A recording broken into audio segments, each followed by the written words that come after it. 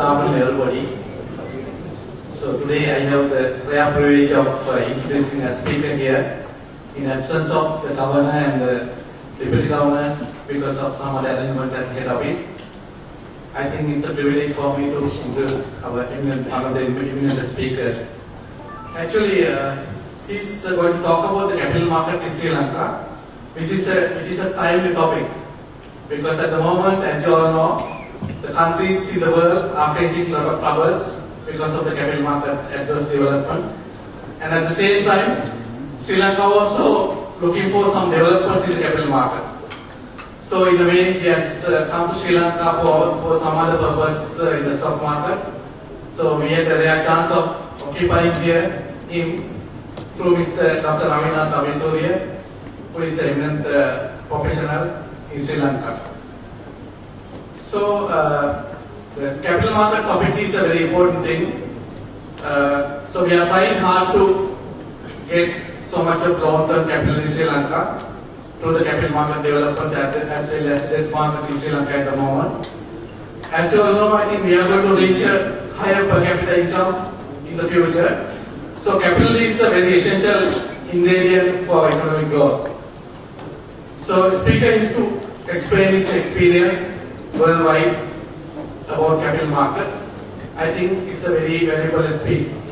So rather than listen to me, our speaker is about to speak about a lot of things about the capital market. So it is our custom here to introduce the speaker.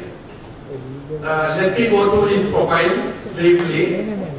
Actually, Dr. Rene Karsenti is the president of International Capital Market Association, which is called ICMA, London, Paris, and Zurich from 2006.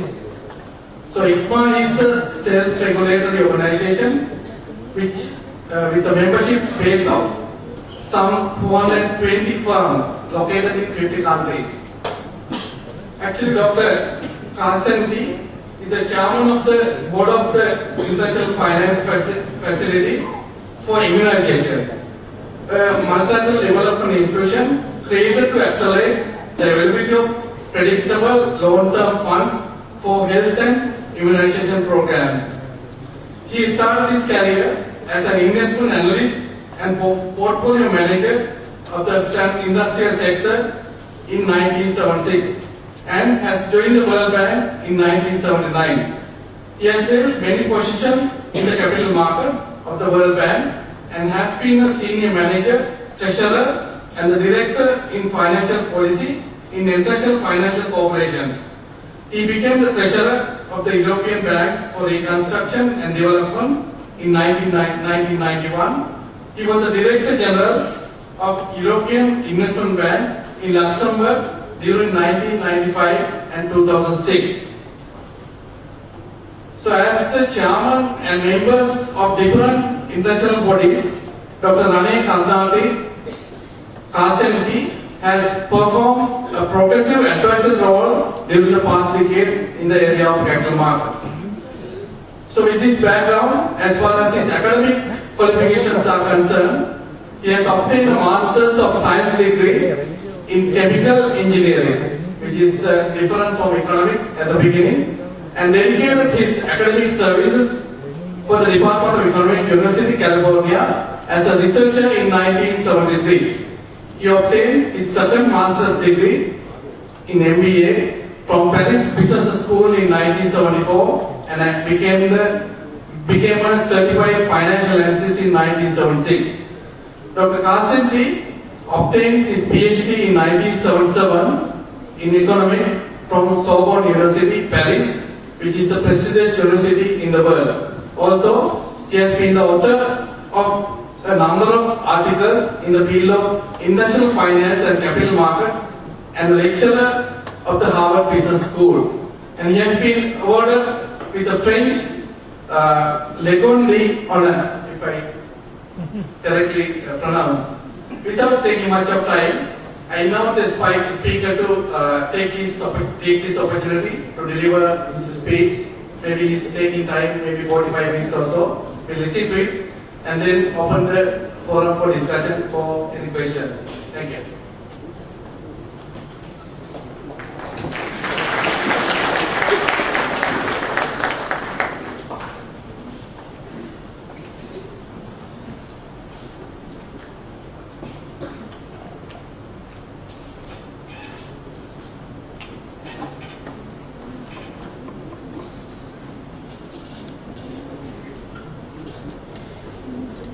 Good afternoon to all. Thank you very much for your very generous introduction. I'm very pleased and delighted to be here. It is a particular honor and pleasure for me to speak before this distinguished group of regulatory experts, financial specialists here in Colombo tonight on global capital markets.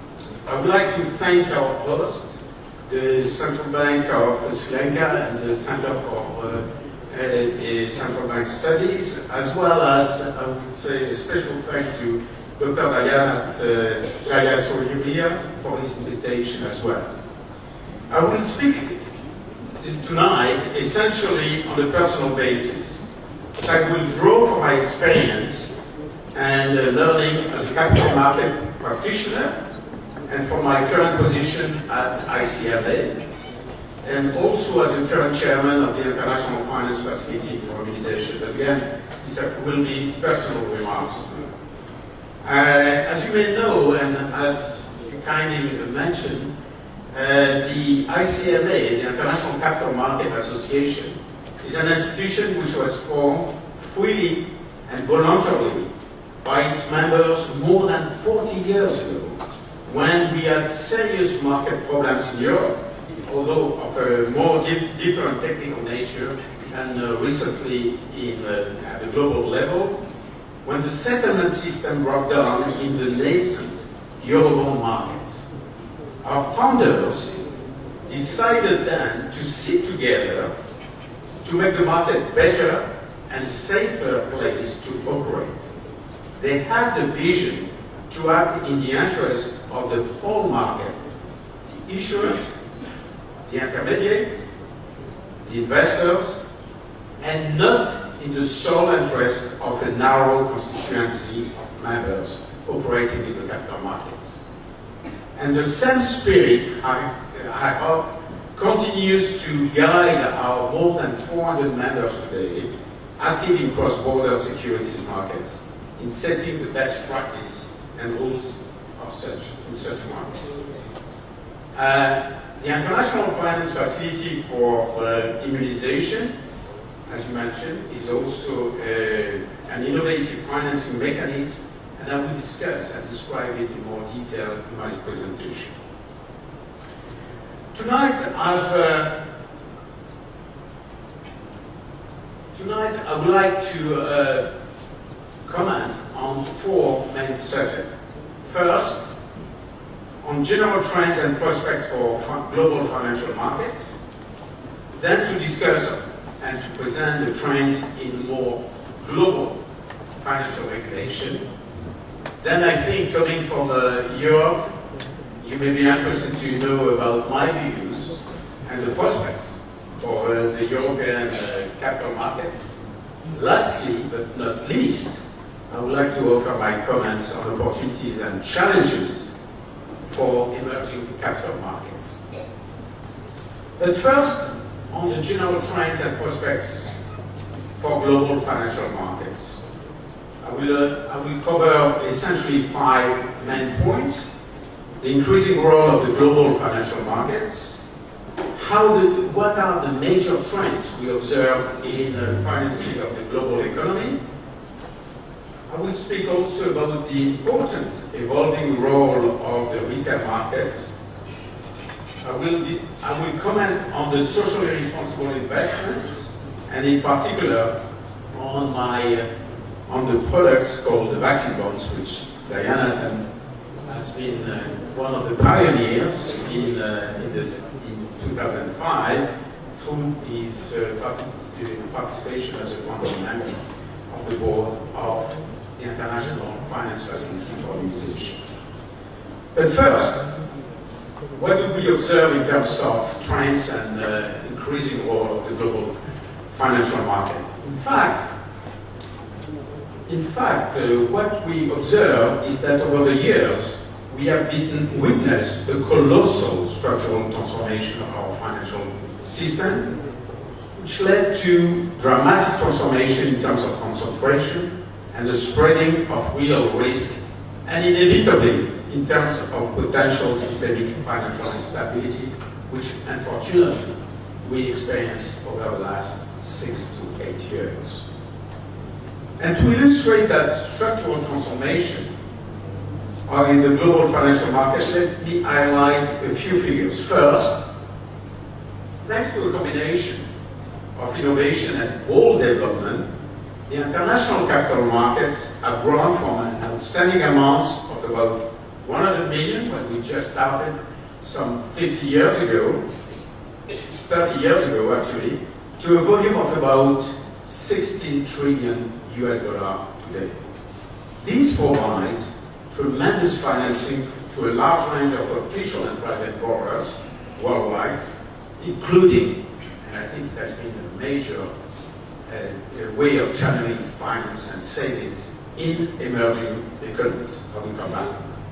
Second, the assets of major investment banks have risen from less than 2 trillion 20 years ago to about more than 22 trillion just before the crisis in 2008. And I think we are back to around that figure now. Third, the hedge funds, which are capital under management of less than 100 billion in the early 90s, are estimated to manage now around $3 trillion. And this is the so-called shadow banking, one of the major elements of the shadow banking. And finally, the notional value of all categories of derivatives contract, which started 30 years ago with the first swap ever, that was the World Bank IBM swap, and I had the privilege as a very junior officer at the World Bank to work on that particular transaction, the first swap. That has increased now by a factor of 20 over the past 2 decades to reach now an outstanding amount of $600 trillion notional now. That is about 10 times the global GDP. So that gives you an indication of the difficulties linked to a sector which has gone so far and not necessarily as tightly supervised as it should have. So predictably, as some observers will say, in 2008 we were in the eye of the storm with fresh and acute challenges in the global financial system. But I should say that policymakers around the world responded impressively when the financial crisis emerged. Talking of financing of the global economy, one important aspect I would like to highlight today on the role of the capital markets is the increasing role of they are playing due to a deleveraging of the banks. And this is particularly important in countries like continental Europe, where the financing of corporates represents more than 80% through banks. In the US, it's exactly the reverse, because capital markets account for 70% of corporate debt financing.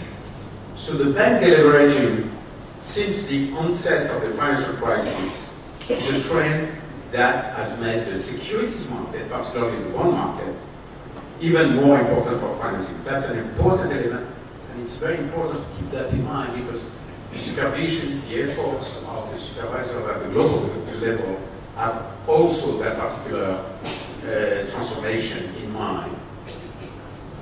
The same is happening in the emerging market, and I know from our discussion and observation that here in Sri Lanka as well, the importance of the bond market, including the corporate bond market, is an illustration of this fact.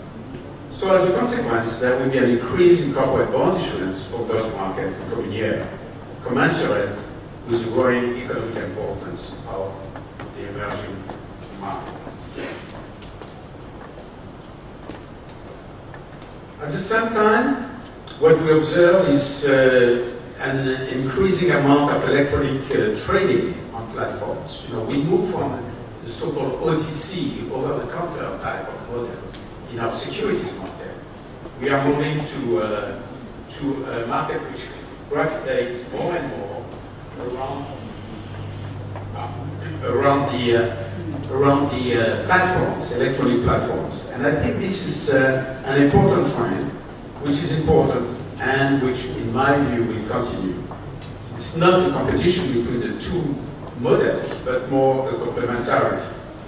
And of course, a challenge for regulators and self-regulatory organizations like us to making sure that the over-the-counter trading as well as platforms are efficiently supervised. Another aspect I wanted to mention as an evolving role is also an important feature of our capital markets is the evolving role of the retail market investors.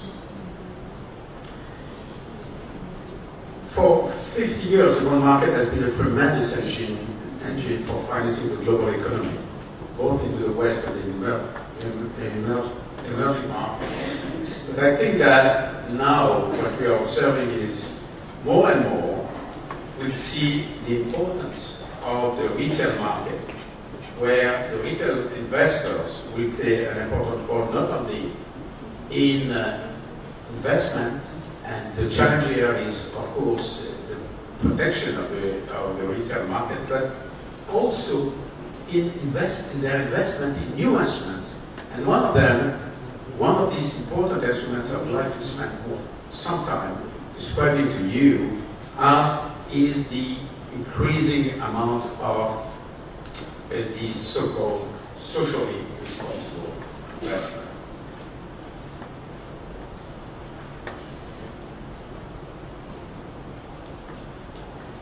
Socially responsible investment, or so-called impact investments.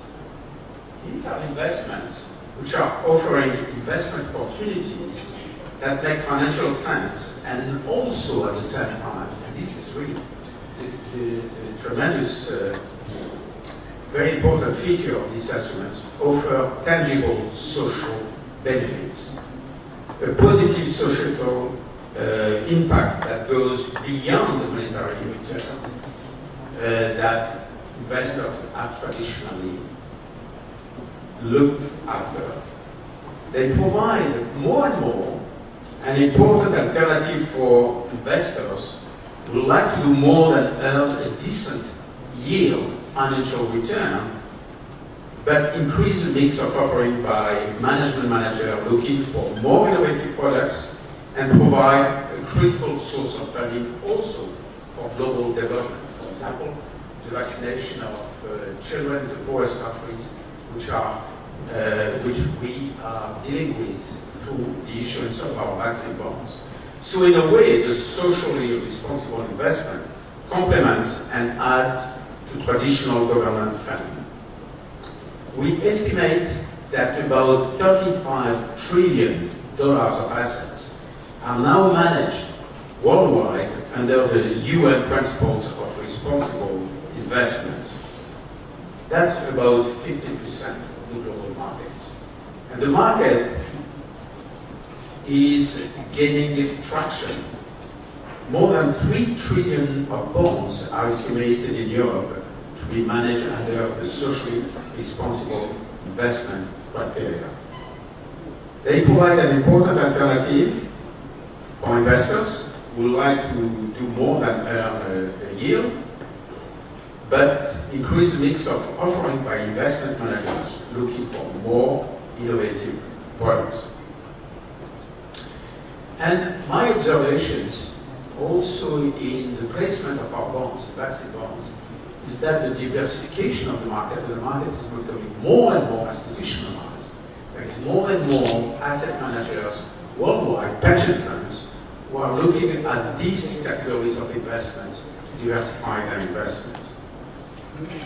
Let me illustrate this particular aspect of socially responsible investments by talking about the IFIM vaccine bonds. Again, the vaccine bonds are issued by the International Finance Facility for Immunization, which is an international, supranational organization which is backed by long-term pledges from 9 different governments over a period of 20 to 30 years. And against these guarantees and pledges, we are able to issue in the market bonds in the form of public bonds, private placements, and so on, which are proceeds, whose proceeds are entirely used to finance the vaccination of children through the Global Alliance for Vaccines and Immunization, which had been created in 2000.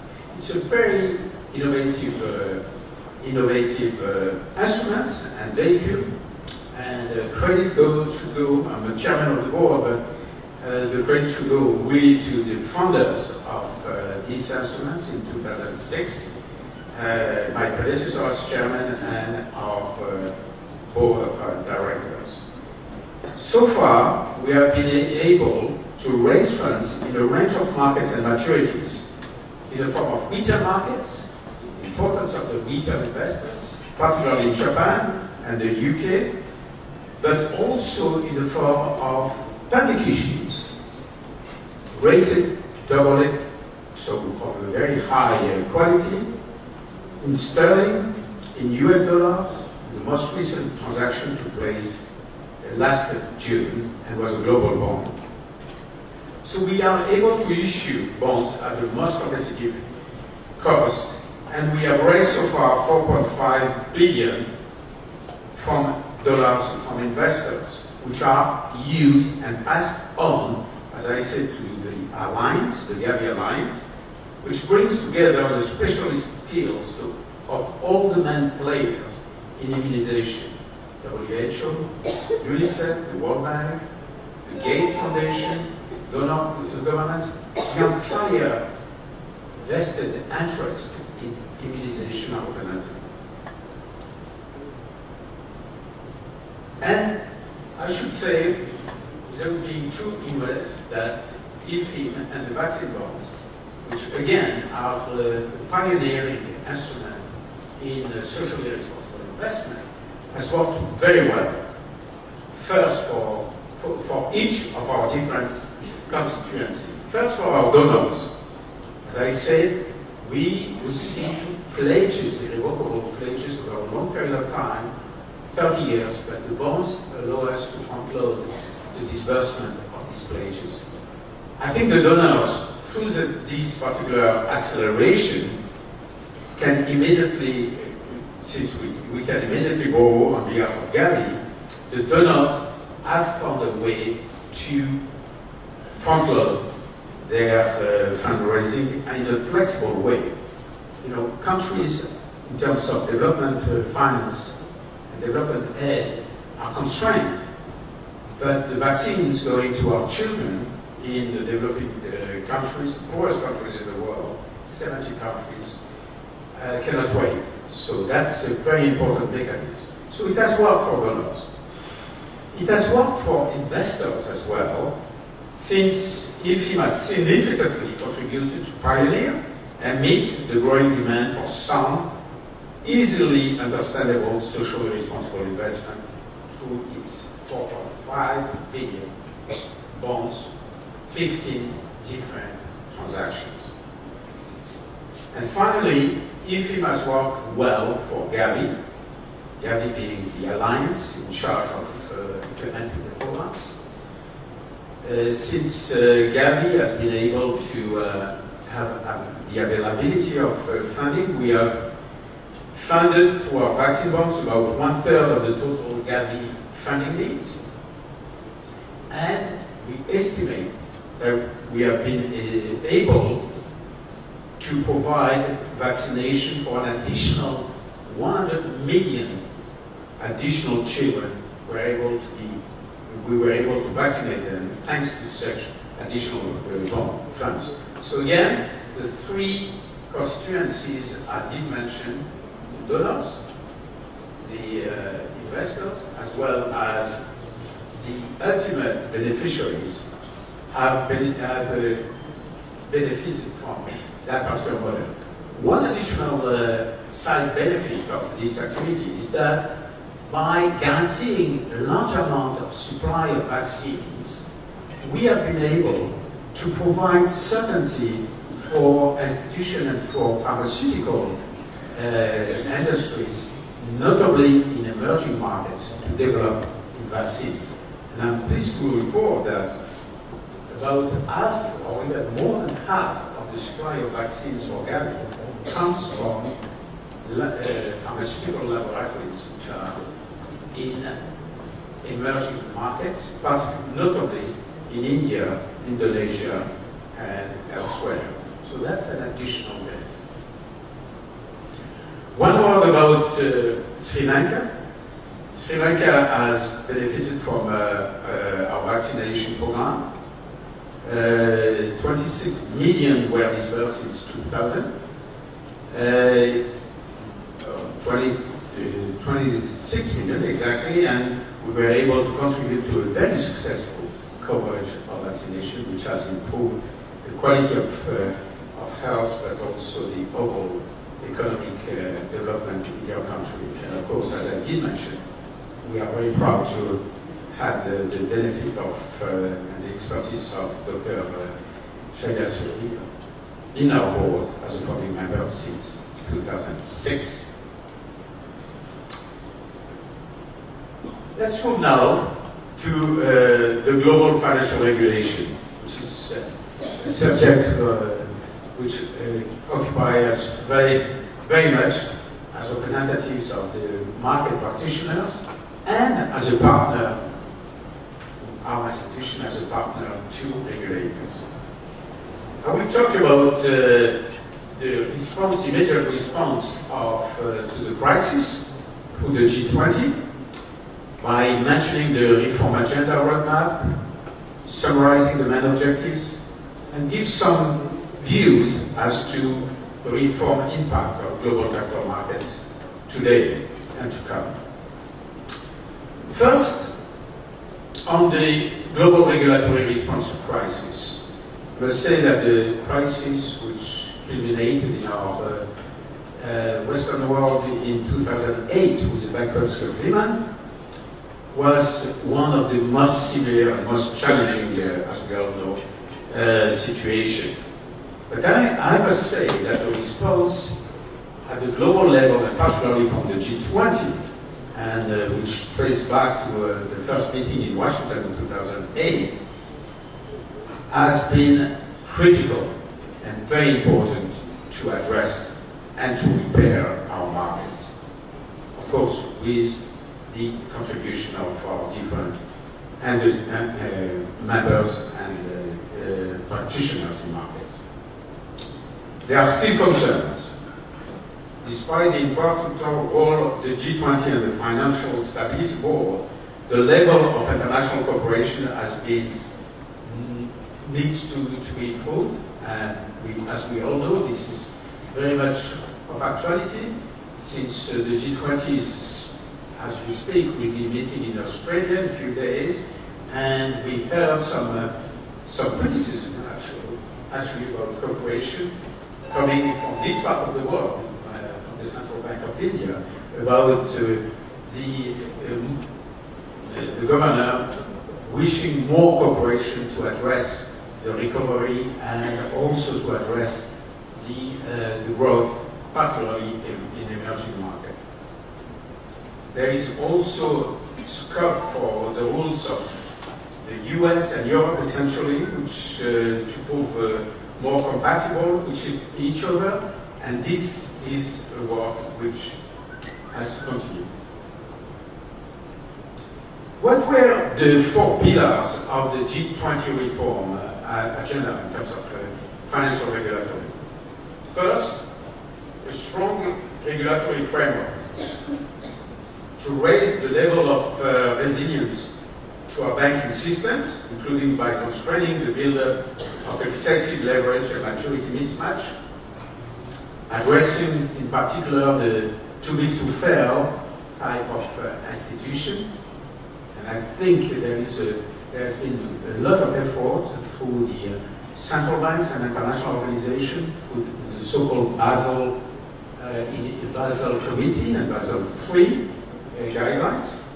The second point is an effective supervision, because regulation is not enough. supervision is very important, and I think it was at the heart also of the crisis we experienced in 2008 and 2009. So new, stronger rules must be implemented with more effective oversight and supervision. The third point is to address systematically important financial institutions to reduce the moral hazard risks, as I mentioned, and too big to fail institution. Last, the transparent international assessment and peer review, but also convergence of rules and consistent supervision across the different main capital markets.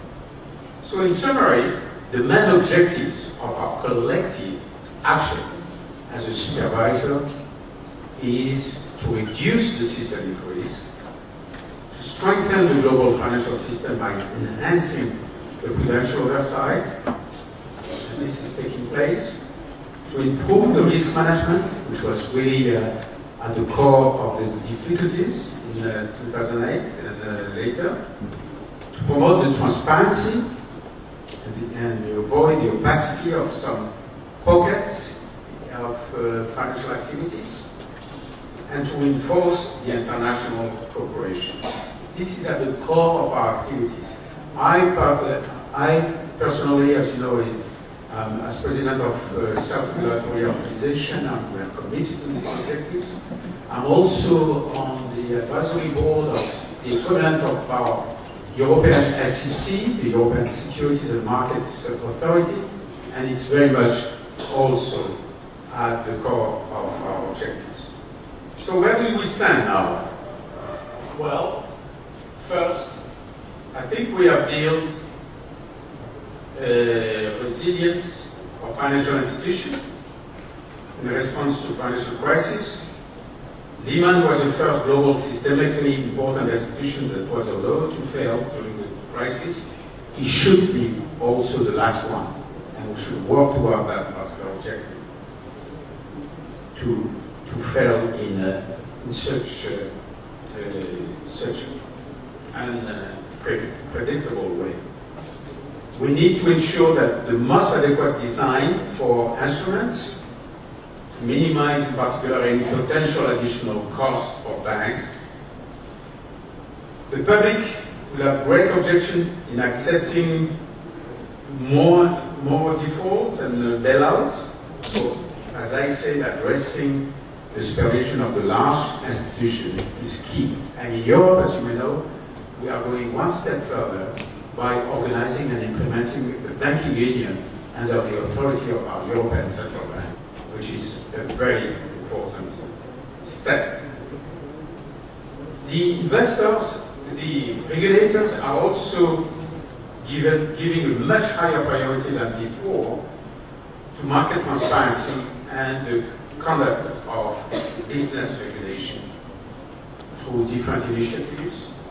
The Dodd-Frank initiative in the US, the Basel III at the global level, but also some initiatives at the European level. Second, regulators are encouraging greater use of exchanges, particularly for derivatives. And as I commented earlier, we will have to see whether we have reached some limits in the capacity of our over-the-counter markets and have to consider more and more the role of centralized exchanges and platforms for derivatives settlement and clearing. Third, regulators are giving more attention to the suitability of financial products,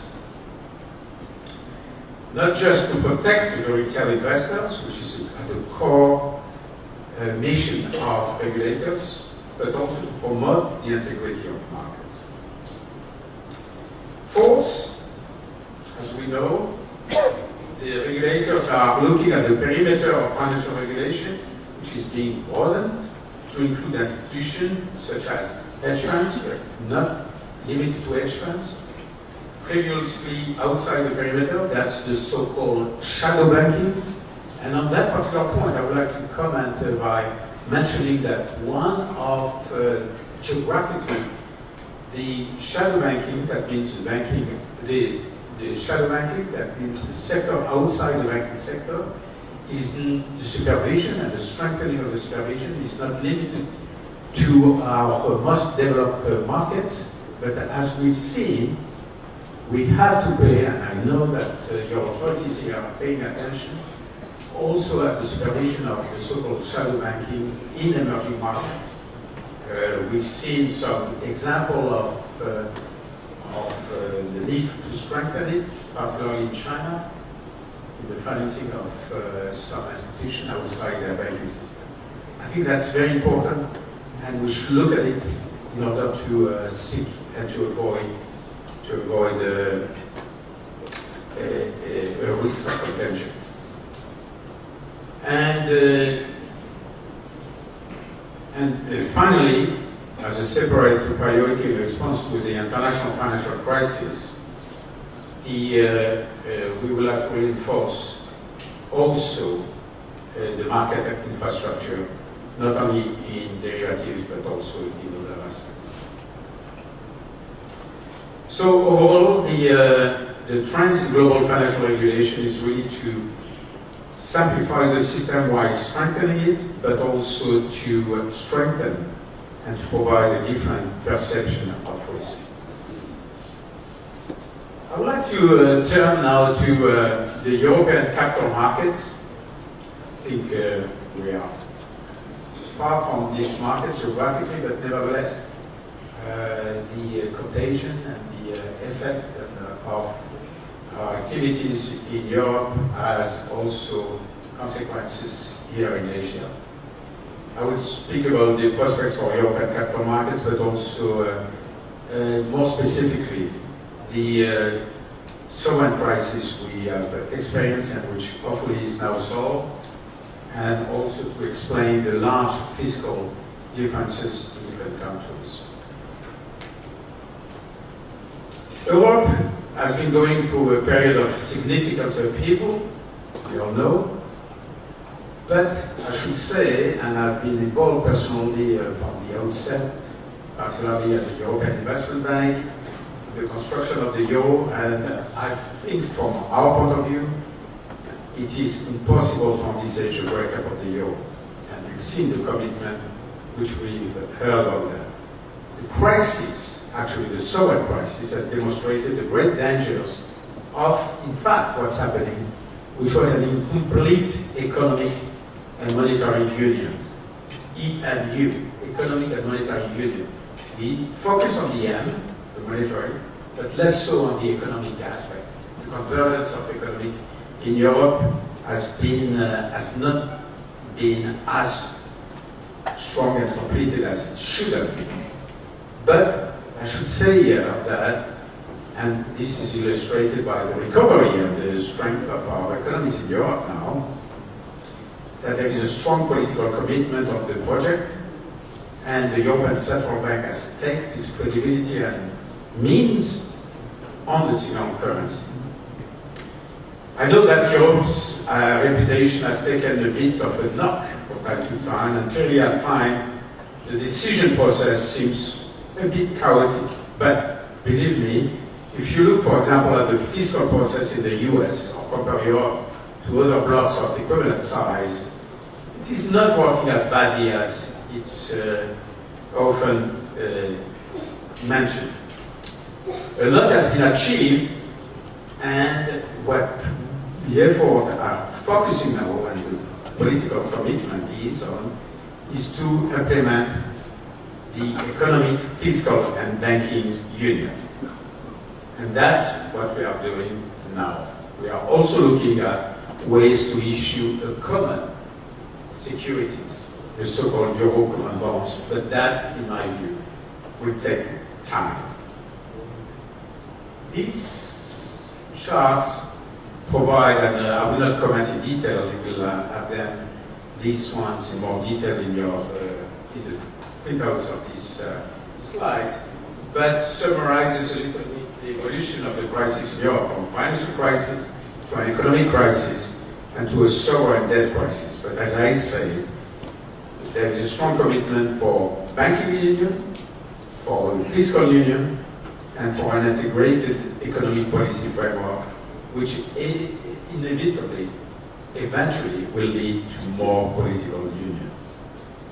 To illustrate the difference in and the need for more convergence, let me show you on this graph the different repartition of the situation of our different countries in terms of budget deficit and outstanding debt. Not surprisingly, Germany, Austria are the good pupils, and they are their deficits are limited. But you can see that Spain and of course Greece, as we observe, are in a situation where really major efforts have to be made. For your information, I put here only the Eurozone countries, but for example, the UK will be between Austria and Netherlands, and the UK are actually experiencing a very important recovery, as we all know, with very limited inflation. It's quite a successful outcome. Time is running. Let me move now to the opportunities and challenges for emerging economies. Few graphs here to illustrate the importance and the contribution of what we call emerging economies. But we all know that emerging markets is not an homogeneous universe. There are different groupings, but nevertheless, this particular graph shows to what extent the contribution to the GDP growth in the world has been benefited by emerging markets, particularly the Asia-Pacific region in blue here. So you see that it has been a very important contribution, particularly at times of recessions. This is also illustrated by the equity market performance of emerging markets vis-à-vis the world. As you can see, the emerging markets have significantly outperformed the stocks during the bubble because these asset classes were, of course, sought after, and for good reason, because of the economic growth in these regions are very important, but also they were more sensitive to credit creation and demand. But the reciprocal is that at time of credit tightening or tapering, as we call it, by the Fed or other central banks in the world, in Europe and eventually in Japan, these capital flows to emerging markets will be affected in the same manner. There is much more sensitivities, taking into account the fact that they are exposed to FDI, to foreign investments. But the competitiveness of the Asian countries remain and are expected to remain at the top of the league. As you can see, I've plotted the different countries, and looking forward, we can observe that out of 20 countries, we have 15 Asian countries which are expected to be at the top of competitiveness 5 years down the road. Investment continues to be driven by emerging Asia, where, as we know, the savings ratio has been elevated, as we can see here, for China, Korea, Indonesia, India.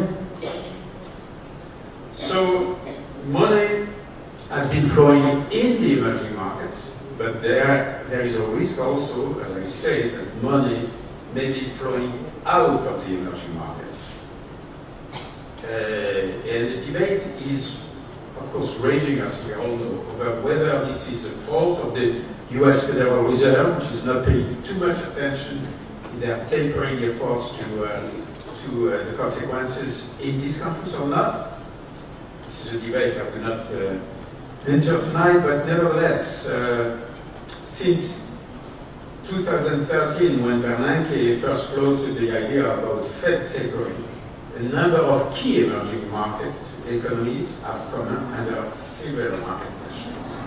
And this has led to currency weakening, as we all know, in the countries which were particularly exposed: Brazil, India, Indonesia, South Africa, Turkey. And in response to this weakening, these countries have had to raise interest rates in an effort to curb the inflationary impact. And as I say, the immediate economic growth, the outlook of the so-called fragile five, these countries which I quoted, does not appear could be exposed. I've read that according to a World Bank study, a 1 percentage point increase in US long-term interest rates as a result of the Fed tapering could reduce capital flows to the emerging markets by as much as 50%. This is a World Bank study, maybe exaggerated, but nevertheless, I think we have to keep that very much in mind, and particularly in central banks in our developed countries. And I'm sure this is a subject which will be debated in Australia during the G20 this weekend. Briefly, because I don't want to be too long, I want to comment on the importance of local currency markets and the challenges to develop the local currency bond markets. During my career in treasuries of supranational institutions, as well as in my current role as president of ICMA, it has been an objective and subject of great importance and I've been associated during my career with various projects contributing in the opening of capital markets in emerging markets, mostly Eastern Europe, Asia, Africa, and elsewhere. This is, as I say, very important because of the importance of the capital markets, but even more important, the local capital markets. Channeling effectively long-term funding to productive projects and investment in such countries with capital markets is of key importance. These local currency bond markets are essential to support sustainable growth as well as fiscal and financial stability in emerging markets. I've listed in the following slides different aspects of the requirements for efficient and resilient market. I will not go into detail because time is lacking, but I think it's important that the capital market be orderly, efficient, and well-functioning. In fact, because they represent a benchmark against which the development of emerging capital markets can be measured. At the same time, in order to achieve that, the capital markets should carry the best practices. This is what we have been doing. It's at the core of our mission at ICMA for almost the last 50 years. No cross-border barriers to participation, sufficient transparency for buyers, resilient post-trade infrastructure, obviously a mutually accepted and robust legal framework for the domestic participants, but also for foreigners. There should be strong corporate governance conforming to international standards. And important as well, as a practitioner, I should say, a regulation which should be proportional to risk, resulting in a market that is open to innovation and integration and does not undermine competitiveness. That's very important. Innovation is not bad in itself. It's an excess of innovation often, and or badly supervised innovative products, which is to be combated. A predictable taxation, fair and consistent within international practice, and of course, an adequate supervision. Indeed, a well-functioning capital market is an efficient means to bring buyers and sellers together, to have a liquid and effective interbank money market with reliable reference rate. Over time, we were discussing that. It's important to develop an effective derivatives market because it supports the cash market and it would allow hedging, arbitrage. A repo market and reverse repo market. This is a market which is very important in providing liquidity. It's like the blood in a financial system. The benchmarks have to be created as reference, avoiding the problems we had in Europe with the setting up of the LIBOR and so on. I think it's important that the reference benchmark comes from the market as illustrate the markets, but at the same time, that the governance of putting this benchmark together be very strong and supervised.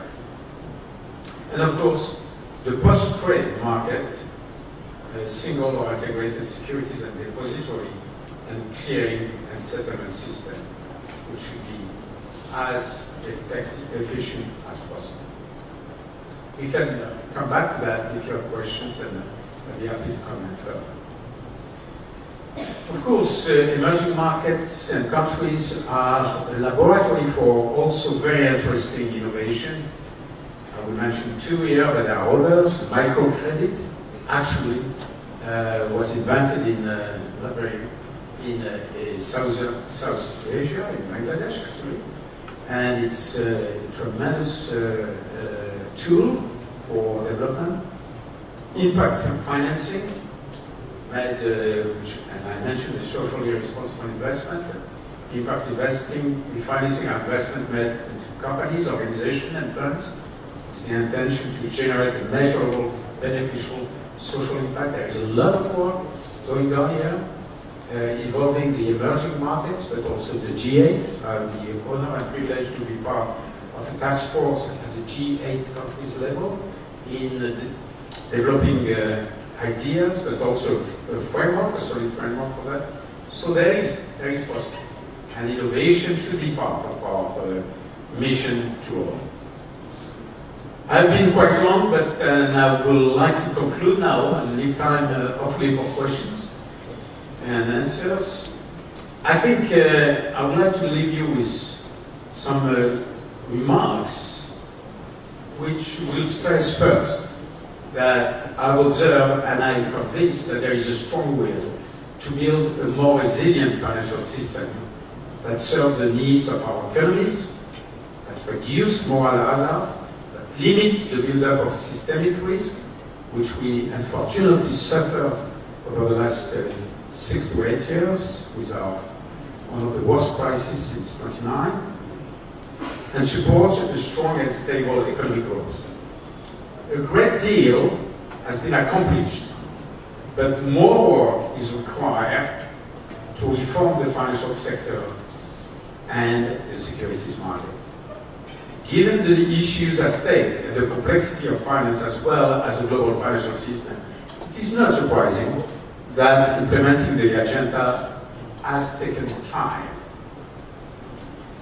New regulatory initiatives are underway, are implemented, and they are necessary to restore investors' trust and confidence in the market. And I'm optimistic about it, cautiously optimistic about it. At the same time, regulatory response should remain measured to ensure the sector is not overloaded with too many initiatives, which could repress the market recovery and innovation. We spoke about international coordination at the G20 level, including emerging markets. It is critical that a rigorous level playing field, a global regulation compatibility through mutual recognition is implemented worldwide, particularly on both sides of the Atlantic. I think Europe and the US should show the lead on that, because our products are mostly global. Without similar rules in our global products, we run the risk of regulatory arbitrage and ultimately a weaker global financial system. As we have demonstrated in the past, all market participants have a responsibility and a role to play. Market participants can come up with rational solutions, only by putting their own individual interests behind them and focusing on the interests of a better and safer market. The standing of market-oriented principle has been severely tested during the crisis. But I'm comforted that we have not switched off the lights of capitalism, to use a sentence pronounced by a central banker. There is a broad consensus among governments spanning from both emerging and advanced economies in confirming during this crisis that market economy rules, when properly designed and supervised implemented, are the most effective and efficient means to create prosperous economies and society. Thank you for your attention.